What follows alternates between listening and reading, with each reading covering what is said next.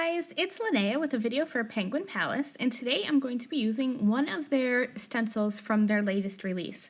I'm using the Crystal Snowflakes stencil, and I just love this stencil because there are so many different designs of snowflakes and different sizes.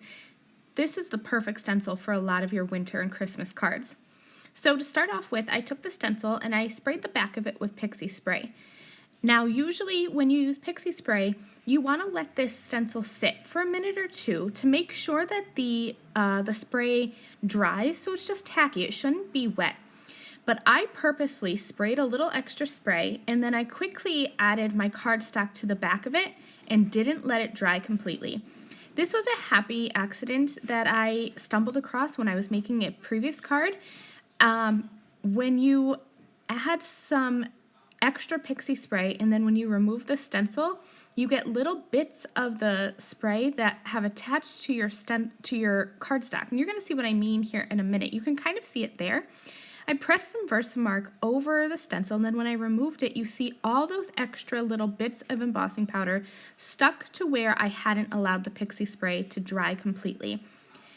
I think that this looks so cool and like blustering snow, and I love when the wind blows and the snow kicks up and it kind of swirls around.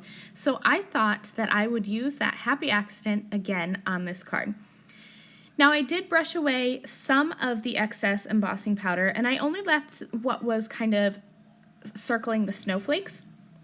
Now I'm going to be using some Distress Oxide inks to blend, and this is, I think, my first time doing an emboss resist technique with the oxide inks.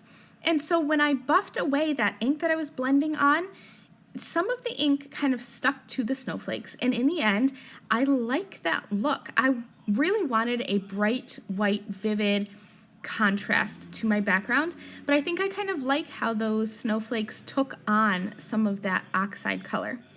So I started at the bottom and I blended on some seedless preserves, and then I blended that into wilted violet, and I'll use shaded lilac at the top. And check that out. You have those extra little bits of embossing powder around the snowflakes, just adding to that wintry background. Now I'm going to spray on some silver glitter dust spray and just kind of give that background a little extra punch with some extra sparkle. I'm going to be creating a full A2 sized shaker card. So I have this little shaker pouch, and these are new to me, but this really made making this full shaker card so easy. So I'm just using some double-sided tape, and I'm going to go all the way around the outside of my frame, and I will just add that tape and then make sure it's pressed on really well.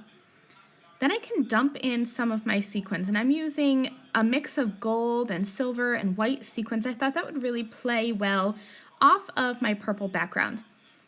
Now, this is my first time using this kind of shaker frame, so at first I thought that I would dump them into my frame itself, but then I ended up adding them to my background. This acetate window had a lot of static on it.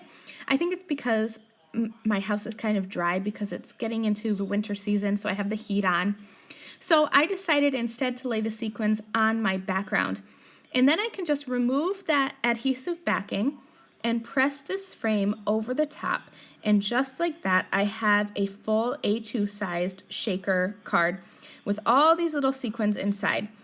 You do want to make sure that you really press down those edges though, to make sure those sequins don't kind of peek out. I had a couple come out, but then I just pressed that back on, and it was so pretty. I love how this turned out. To finish off my card, I'm just going to take a simple die cut word. It says Mary, and I die cut it from some white glitter cardstock. I'll add a little bit of glue to the back, and then we'll just adhere that onto that acetate shaker pouch and add something heavy on top and let that dry for a minute or two.